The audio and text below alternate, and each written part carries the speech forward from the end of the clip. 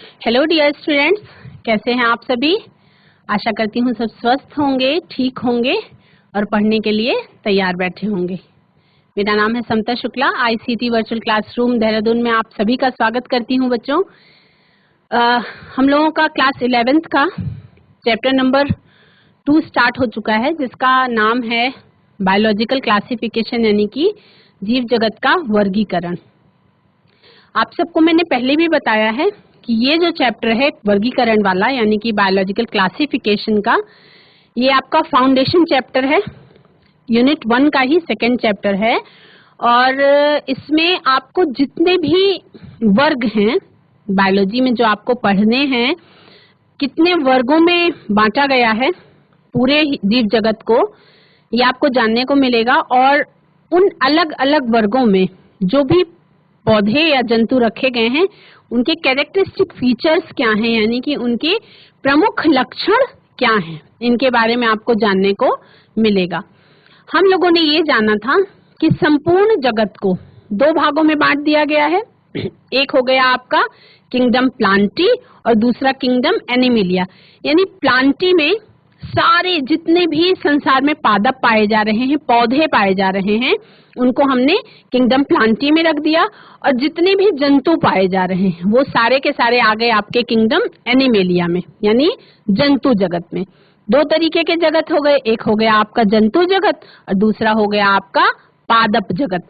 ठीक, उसी के आधार पे हम लोगों का 2 विज्ञान है, जैसे कि जंतु विज्ञान और वनस्पति विज्ञान। उसके बाद जंतुओं की जब हमने बात करी तो वो भी 2 कैटेगरी में डिवाइड कर दिए गए। एक तो ऐसे जिनमें रेड ब्लड पाया जाता था, है ना, यानी कि रेड ब्लडेड एनिमल्स, और दूसरे ऐसे जिनमें रेड ब्लड नहीं पाया जाता था। अब इसके बारे में हम जानेंगे कि बच्चों, कभी कभी आपने देखा है कि कुछ कीड़े होते हैं या कुछ ऐसे जंतु हैं जो अगर मरते हैं, मान लीजिए उनको, वो कहीं आपको मरे हुए दिखाई दे, तो उनमें आपको रेड कलर का, जैसे कॉकरोच अगर कहीं मारते हैं आप, तो क्या आपको उसमें रेड कलर का ब्लड बहता हुआ दिखाई देता है? नहीं, है ना। इसका मतलब वो लाल रुधिर वाले नहीं है।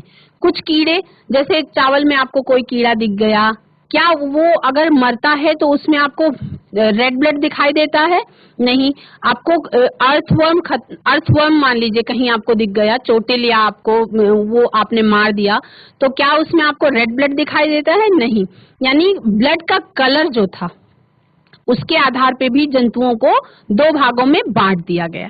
अब आगे देखते हैं हम लोग कि और बायोलॉजिकल क्लासिफिकेशन में कितने वर्ग रखे गए। हमारा 5 किंगडम क्लासिफिकेशन मैंने आपको बता दिया था, जिसमें मोनेरा, प्रोटिस्टा, फंजाई, एनिमेलिया और प्लांटी में वर्गीकृत कर दिया गया था सर R.H. विटिकर के द्वारा। आगे हम और देखते हैं, स्मार्ट बोर्ड की तरफ चलते हैं और ये स्टार्ट करते हैं, आगे का कॉन्सेप्ट समझने की कोशिश करते हैं। बच्चों, हम लोग का क्लास 11th का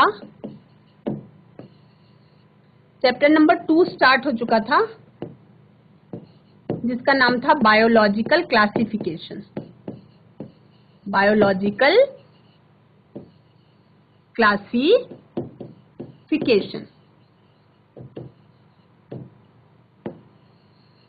मैं आपको एक चीज बताना चाह रही थी बच्चों कि ये जो बायोलॉजिकल क्लासिफिकेशन चैप्टर है, इससे आपका जो नीट वाला एग्जाम होता है उसमें हर एक लाइन से एक क्वेश्चन बन सकता है और बहुत सारे क्वेश्चन आते हैं। ठीक है, मैंने आपको 5 किंगडम क्लासिफिकेशन के बारे में बता दिया था कि जाति वृत्तीय संबंध किसे कहते हैं। उसके बाद हमें ये देखना है कि किस किस आधार पे वो जो 5 किंगडम क्लासिफिकेशन किया गया था उसको बांटा गया। तो हम देखेंगे कि पहले आगे आ जाता है आपका जीव जगत। इसका एक फ्लो चार्ट बनाएंगे ताकि आपको रिकॉल करने में आसानी हो। ठीक, इसमें आपको कोशिका संरचना की जटिलता, यानी कॉम्प्लेक्सिटी ऑफ सेलुलर स्ट्रक्चर, कोशिका संरचना की जटिलता, कॉम्प्लेक्सिटी ऑफ सेलुलर स्ट्रक्चर। ठीक, इसके आधार पे फिर आपके 2 कैटेगरीज आ गई।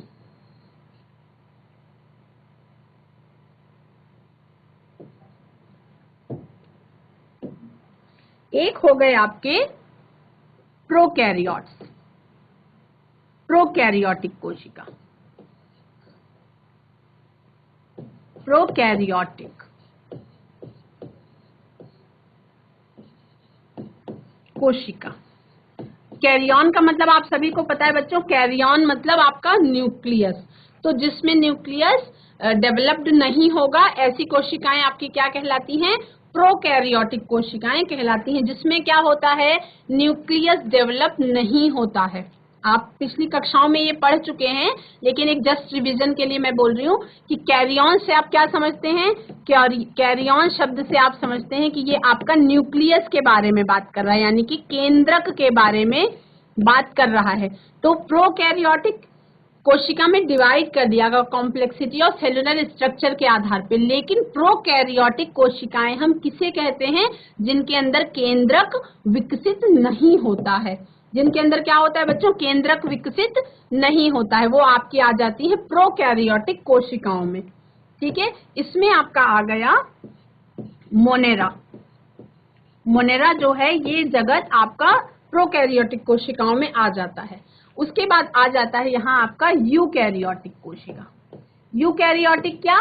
वही जिसमें केंद्रक पूर्ण रूप से विकसित होता है, यूकैरियोटिक कोशिका। अब आप क्लास 11th में हैं तो आपको सारे कॉन्सेप्ट एकदम क्लियर होने चाहिए। जब प्रोकैरियोटिक लिखा जाए तो आप तुरंत समझ लीजिए कि प्रोकैरियोटिक का मतलब ऐसी कोशिकाएं जिनमें कैरियन यानी कि न्यूक्लियस फुल्ली डेवलप्ड नहीं होगा, या कहेंगे कि अविकसित होगा, डेवलप ही नहीं होगा। और यूकैरियोटिक कोशिकाओं का मतलब कि कैरियन यानी कि जो न्यूक्लियस होगा वह यूकैरियोटिक कोशिकाओं में पूर्ण रूप से विकसित होगा। यानी कि जब आप हायर कैटेगरी के एनिमल्स की बात करेंगे तो उनमें हमेशा यूकैरियोटिक सेल्स ही पाए जाएंगे।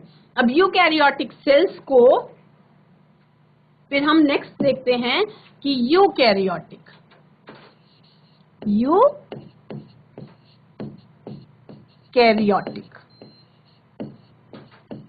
यूकैरियोटिक कोशिकाओं के आधार पे फिर और आगे कैसे डिफरेंशिएट किया गया?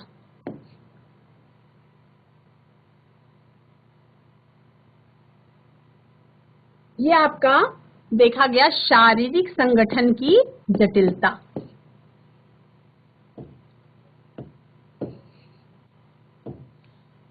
शारीरिक संगठन की जटिलता। इस फ्लो चार्ट को आप बना सकते हैं अपनी कॉपी में, यानी कि कॉम्प्लेक्सिटी ऑफ बॉडी स्ट्रक्चर, जो आपका उसका मार्फोलॉजी जो थी उसकी कॉम्प्लेक्सिटी के आधार पे यूकैरियोटिक कोशिकाओं को भी डिवाइड कर दिया गया। कितने भागों में डिवाइड किया गया? इनको डिवाइड किया गया 2 भागों में। ठीक, एक आपका आ गया एक कोशिकीय, एक कोशिकीय यानी कि यूनिसेलुलर,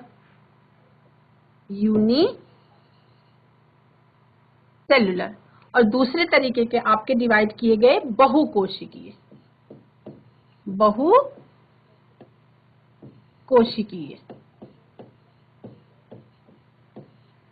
यानी कि मल्टी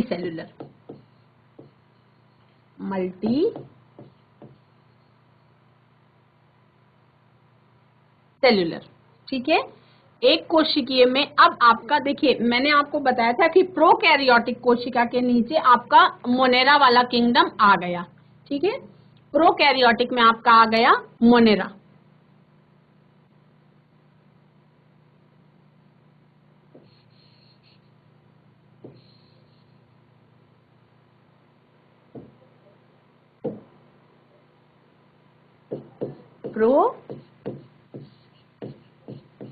प्रोकैरियोटिक, इसमें आ गया था आपका मोनेरा।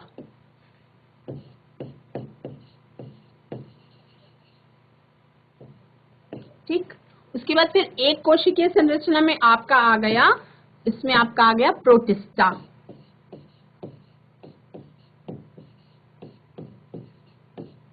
तो आपका मोनेरा और प्रोटिस्टा क्लियर हो रहा है।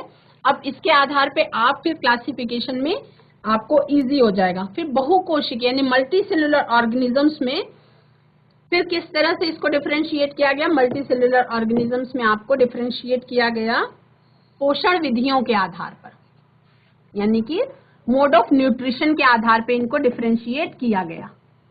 मोड ऑफ न्यूट्रिशन यानी कि पोषण विधियां।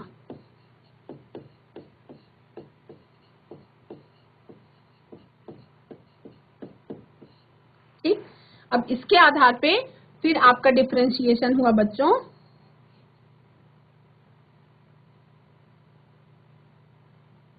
स्वपोषी यानी कि आपका आ गया ऑटोट्रॉफ्स, और उसके बाद परपोषी। परपोषी यानी कि आपका आ गया हेट्रोट्रॉफ्स। तो स्वपोषी में कौन आ गए बच्चों? स्वपोषी में आपके आ गया प्लांटी जगत। स्वपोषी में आपका सब आ गया प्लांटी जगत, यानी पेड़ पौधे जो है उनको स्वपोषी की कैटेगरी में रख दिया गया। अब सारे के सारे तो स्वपोषी की कैटेगरी में आ नहीं पाए, है ना। फिर इसमें इसीलिए प्लांटी के अधिकतर पौधों को स्वपोषी की कैटेगरी में रख दिया गया, और पोषण विधियों के आधार पे दो कैटेगरीज और बनाई गई। दो कैटेगरीज और बनाई गई, और वो दो कैटेगरीज कौन कौन सी थी? एक था आपका अवशोषण यानी एब्सॉर्प्शन के आधार पे,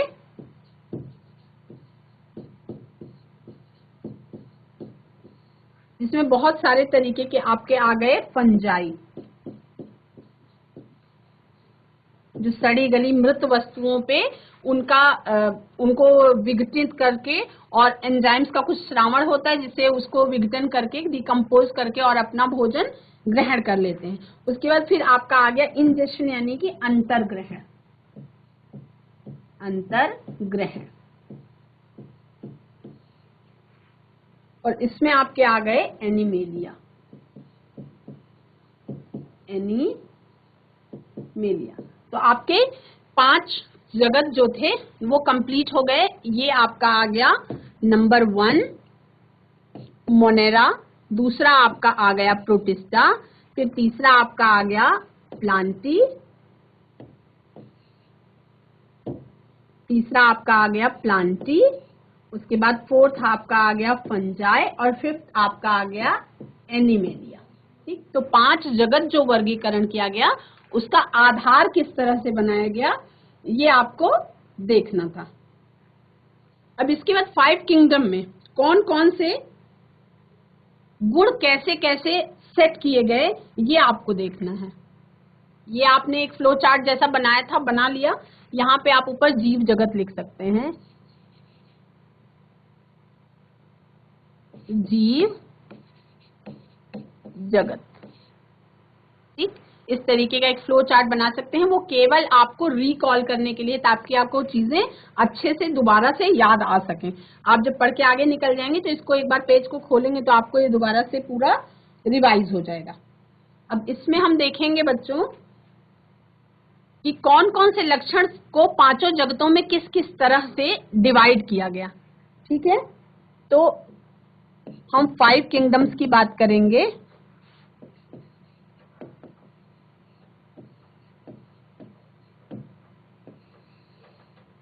हम 5 किंगडम की बात करेंगे, जिसमें हम पहले बात करेंगे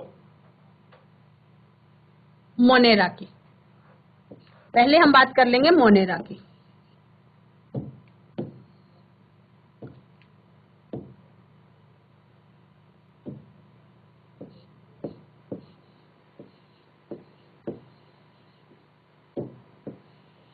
ठीक, इसमें कौन कौन से फिर कैरेक्टर्स देखेंगे।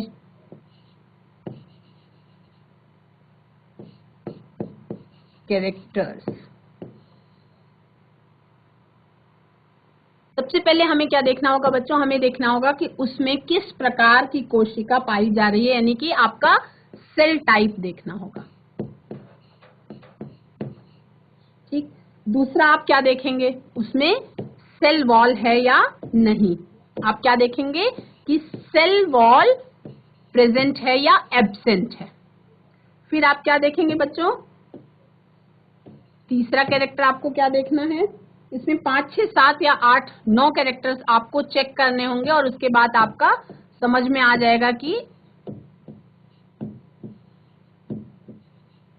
ठीक।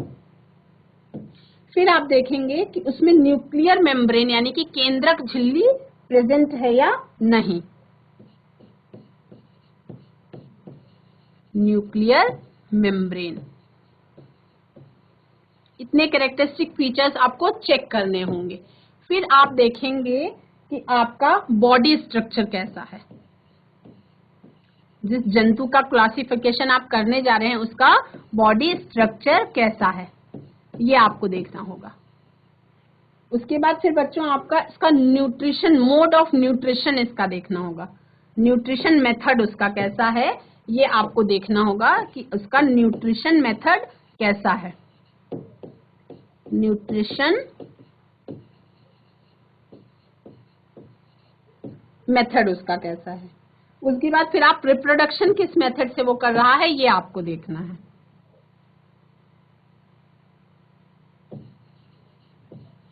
Reproduction method. उसके बाद फिर आपको देखना है कि उसके अंदर माइटोकॉन्ड्रिया और जो दूसरे सेल ऑर्गेनेल्स हैं वो कौन कौन से प्रेजेंट हैं, कौन कौन से नहीं प्रेजेंट है। माइटोकॉन्ड्रिया और दूसरे सेल ऑर्गेनेल्स हैं या नहीं है, उपस्थित हैं या अनुपस्थित हैं। तो देखना क्या है, माइटोकॉन्ड्रिया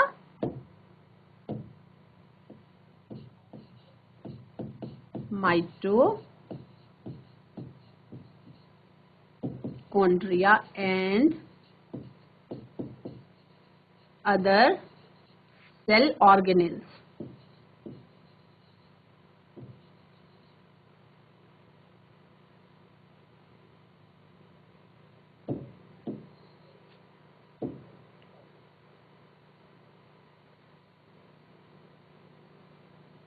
उसके बाद आपको और क्या देखना है बच्चों कि उसमें फोटो सिंथेसिस हो रही है कि नहीं।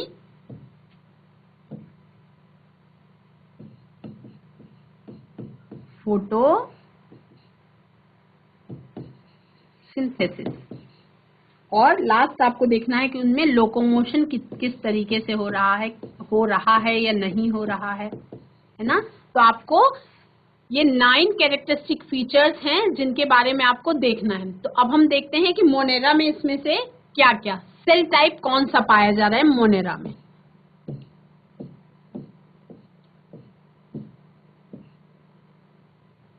ठीक, तो इसमें मोनेरा में आपका प्रोकैरियोटिक टाइप का सेल पाया जा रहा है, यानी कि इसमें आपका न्यूक्लियस कैसा है, विकसित नहीं है। जब हम लिखेंगे, जैसे ही हमने लिखा प्रोकैरियोटिक, तो प्रोकैरियोटिक का मतलब ही है आपका कि आपको समझ जाना चाहिए कि प्रोकैरियोटिक का मतलब कि इसमें आपका न्यूक्लियस विकसित नहीं होगा।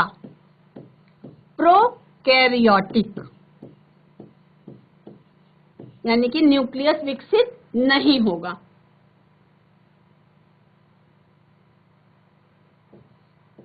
केंद्रक जो है वो अच्छी तरह से विकसित नहीं होगा, या कह सकते हैं कि विकसित ही नहीं होगा।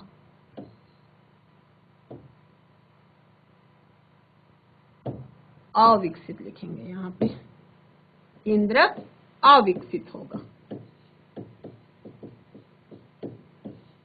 ठीक, उसके बाद फिर आपका कोशिका भित्ति कैसी होगी बच्चों, कोशिका भित्ति आपका उपस्थित होगा।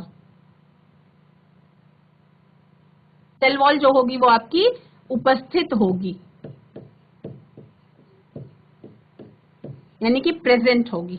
लेकिन पेप्टिडोग्लाइकॉन्स की सेल वॉल आपकी प्रेजेंट होगी इसमें। फिर केंद्रक झिल्ली कैसी होगी बच्चों आपकी, देखो कोशिका झिल्ली अलग चीज है और न्यूक्लियर मेम्ब्रेन यानी कि केंद्रक झिल्ली ये अलग चीज है। तो केंद्रक झिल्ली कैसी होगी बच्चों, अनुपस्थित होगी। अब आप सभी को पता है कि जब ये प्रोकैरियोटिक है तो केंद्रक झिल्ली इसमें अनुपस्थित ही होगी, क्योंकि केंद्रक अच्छी तरह से डेवलप नहीं है। इसमें बॉडी स्ट्रक्चर कैसा होगा, सेलुलर होगा, यानी कि कोशिकीय होगा। बॉडी स्ट्रक्चर कैसा होगा, सेलुलर होगा। ठीक, उसके बाद फिर इसमें क्या होगा बच्चा, पोषण की विधि जो है वो किस प्रकार की होगी, जो न्यूट्रिशन मेथड इसमें पाया जाएगा वो किस प्रकार का होगा, स्वपोषी होगा।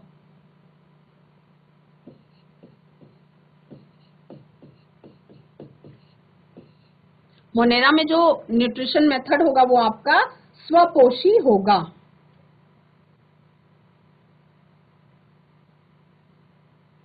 प्रजनन की विधि किस प्रकार से होगी, रिप्रोडक्शन मेथड इसमें कौन सा होगा,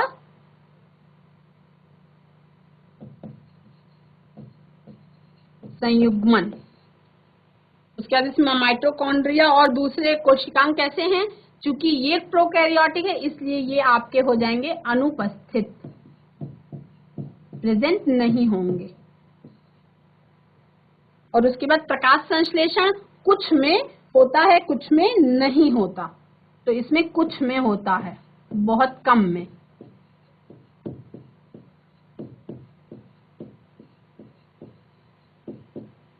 और लोकोमोशन भी कुछ में ही उपस्थित होता है, यानी कि कुछ कुछ ऐसे मोनेराज होते हैं जिनमें आपका लोकोमोशन पाया जाता है।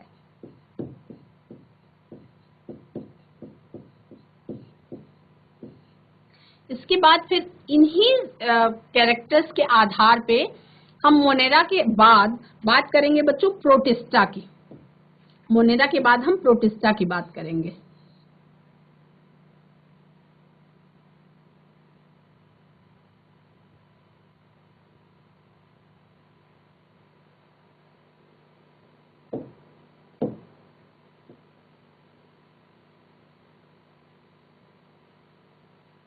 ऑर्गेनेल्स, ठीक। प्रोटिस्टा में किस,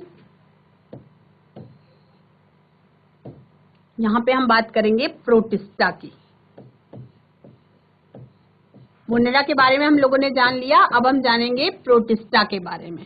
तो प्रोटिस्टा में किस तरीके का होगा बच्चों, कोशिकाओं की सेल टाइप के आधार पे, केवल मोनेरा ही एक ऐसा किंगडम था जिसमें आपका प्रोकैरियोटिक टाइप ऑफ सेल पाए जा रहे थे, यानी कि जिसमें केंद्रक जो था वो विकसित नहीं था या डेवलप्ड नहीं था। अब प्रोटिस्टा में भी कैसा होगा, आपका सेल टाइप होगा यूकैरियोटिक।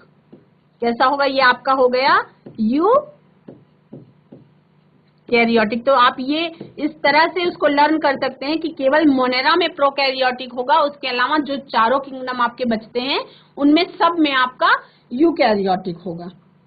फिर इसमें कोशिका भित्ति पाई जाती है या नहीं पाई जाती है, तो इसमें कुछ में उपस्थित होती है। आप ऐसे लिखेंगे कि कुछ में उपस्थित, सब में नहीं उपस्थित होगी। जो आपकी सेल वॉल होगी वो सब में नहीं उपस्थित होगी, कुछ अपवाद होंगे और कुछ में उपस्थित होगी। फिर आपका जो न्यूक्लियर मेम्ब्रेन है, जैसे ही आपकी बात आई कि न्यूक्लियर मेम्ब्रेन की बात आ रही है, तो चूंकि यूकैरियोटिक है तो आप ये जान लेंगे कि आपका जो न्यूक्लियस है इसमें वो डेवलप्ड है, तो न्यूक्लियर मेम्ब्रेन इसमें पाई जाती होगी। तो ये इसमें होती है आपकी उपस्थित, यानी कि प्रेजेंट होती है। न्यूक्लियर मेम्ब्रेन कैसी होती है, प्रोटिस्टा में आपका प्रेजेंट होती है। बॉडी स्ट्रक्चर प्रोटिस्टा में कैसा होता है, कोशिकीय यानी कि सेलुलर होता है। कोशिकीय यानी कि सेलुलर। उसके बाद बच्चों फिर हम बात करेंगे कि इसमें पोषण की विधि प्रोटिस्टा में कैसी होती है। तो पोषण की विधि इसमें होती है बच्चों दोनों तरीके की। एक तो आपका स्वपोषी हो गया, जिसमें फोटोसिंथेटिक प्रकाश संश्लेषी होते हैं, प्रकाश संश्लेषी, और इसमें परपोषी भी पाए जाते हैं, यानी कि इसमें दोनों तरीके का न्यूट्रिशन पाया जाता है प्रोटिस्टा में। तो रिप्रोडक्शन मेथड इसमें कैसा है,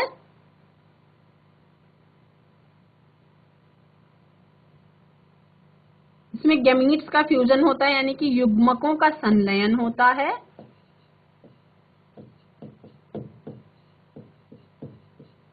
और संयुग्मन भी पाया जाता है। उसके बाद माइटोकॉन्ड्रिया और अदर सेल ऑर्गेनेल्स, ये कैसे होते हैं बच्चों? क्योंकि ये यूकैरियोटिक है, डेवलप्ड है, तो इसमें क्या होता है? उपस्थित होता है। कैसा होता है आपका? उपस्थित होता है। उसके बाद प्रकाश संश्लेषण, जैसे मैंने आपको बताया कि मोड ऑफ न्यूट्रिशन उसका है, न्यूट्रिशन मेथड, कुछ में प्रकाश संश्लेषण होता है, कुछ स्वपोषी होते हैं और कुछ परपोषी होते हैं। फोटोसिंथेसिस में लिख सकते हैं कि कुछ में होता है, कुछ में होता है। ठीक, उसके बाद लोकोमोशन, कुछ में उपस्थित, कुछ में उपस्थित।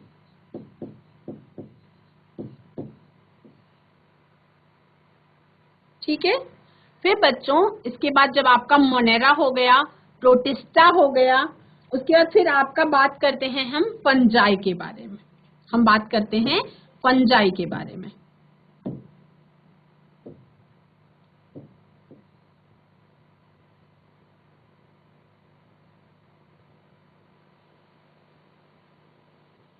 हम फंजाई के बारे में अब बात करेंगे कि उसमें किस तरीके का कैरेक्टर्स पाए जा रहे हैं।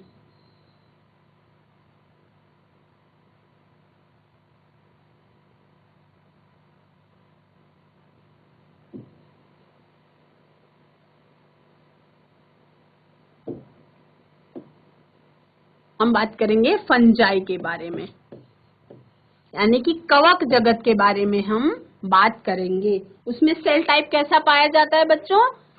मैंने आपको पहले ही बता दिया था कि मोनेरा के अलावा सारे किंगडम में सेल टाइप आपका यूकैरियोटिक पाया जाता है, यानी कि फंजाई में भी आपका सेल टाइप कैसा पाया जाएगा? यूकैरियोटिक।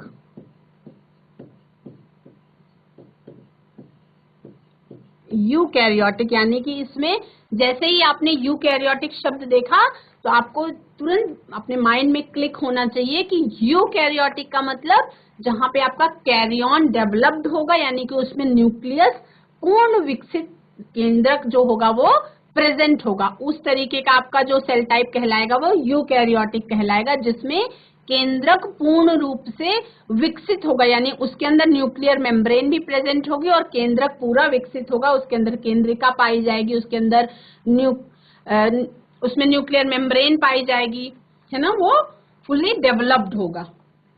उसके बाद फिर बच्चों इसमें क्या होगी? कोशिका भित्ति कैसी होती है? इसमें कोशिका भित्ति आपकी उपस्थित होती है। कोशिका भित्ति कैसी होती है? उपस्थित। लेकिन किस चीज की बनी होती है? इसमें काइटिन की कोशिका भित्ति प्रेजेंट होती है, काइटिन की।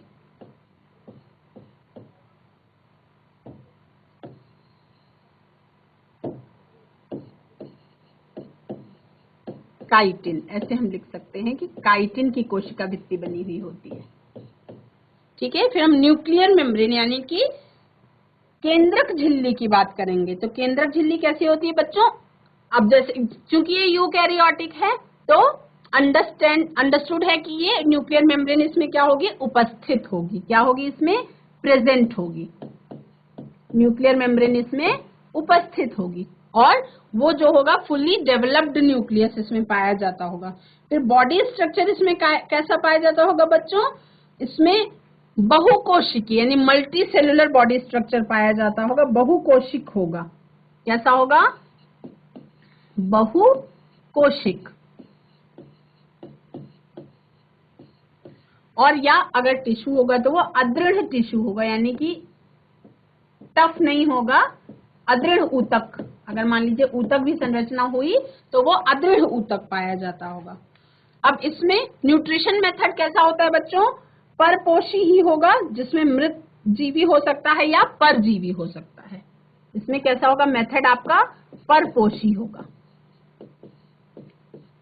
मोस्ट ऑफ द फंजाई कैसे होते हैं? मृत जीवी होते हैं, यानी सेप्रोफाइट्स होते हैं, और कुछ आपके परजीवी हो सकते हैं, पर ज्यादातर आपके सेप्रोफाइट्स होंगे। ठीक। फिर रिप्रोडक्शन मेथड इनमें कैसा होगा बच्चों? रिप्रोडक्शन मेथड इनमें फर्टिलाइजेशन की प्रक्रिया होती होगी।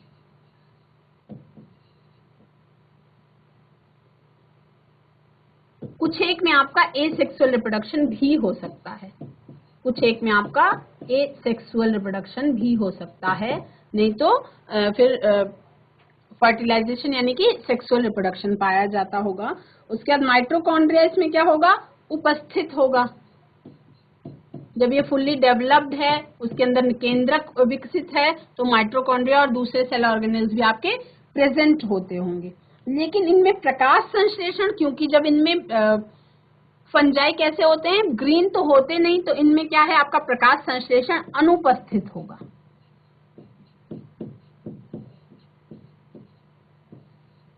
और आपका लोकोमोशन ये आपका मुख्यतः अनुपस्थित होता है, मुख्यतया अनुपस्थित।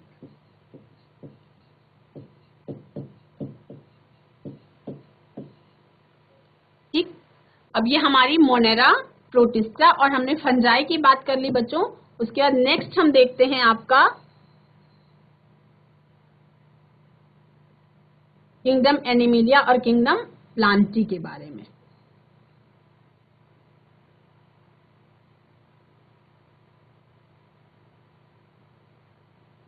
हम बात करते हैं किंगडम एनिमिलिया और किंगडम प्लांटी के बारे में। पहले हम बात करते हैं प्लांटी किंगडम की,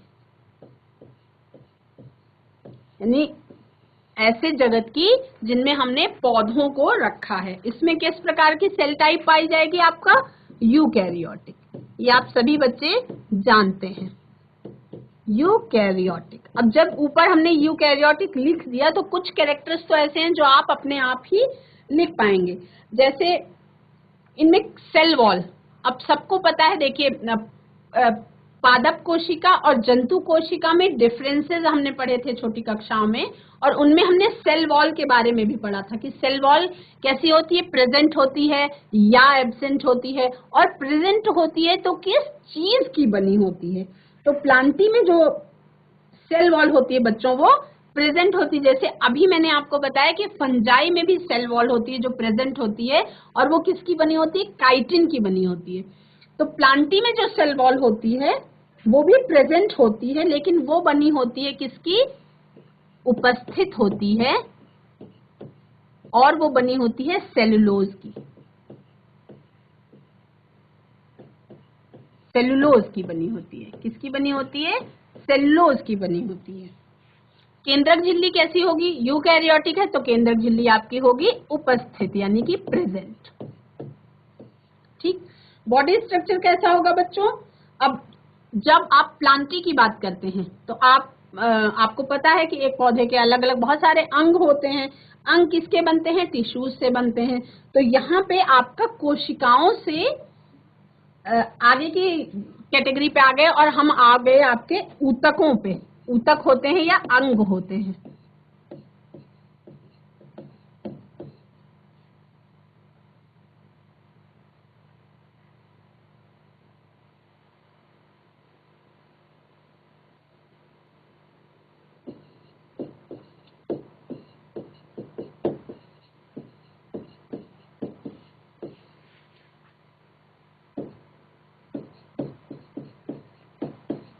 न्यूट्रिशन टाइप आपका ज्यादातर कैसा होगा, स्वपोषी या प्रकाश संश्लेषी। फिर रिप्रोडक्शन मेथड आपका कैसा होगा बच्चों, इसमें फर्टिलाइजेशन वाला पाया जाता होगा रिप्रोडक्शन मेथड। और उसके बाद क्या होगा आपका, माइटोकॉन्ड्रिया की होगा, क्योंकि ये फुल्ली डेवलप्ड है तो ये प्रेजेंट होंगे।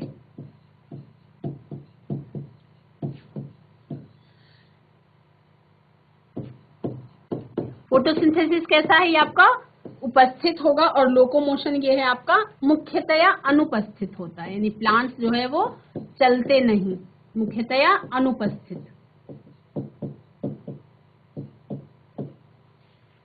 बच्चों, हम लोगों को 5 किंगडम क्लासिफिकेशन में कौन कौन से लक्षण हैं जिनके आधार पे हमने 5 जगत में सारे जंतुओं को और पौधों को अलग अलग किंगडम में बांटा है, जिसमें आपका मोनेरा, प्रोटिस्टा, फंजाई और प्लांटी के बारे में आज हो गया है। कल हम एनिमेलिया के कैरेक्टर्स के बारे में डिस्कस करेंगे। आज की क्लास में इतना ही बच्चों, आपका दिन शुभ हो। That's all for today, have a nice day.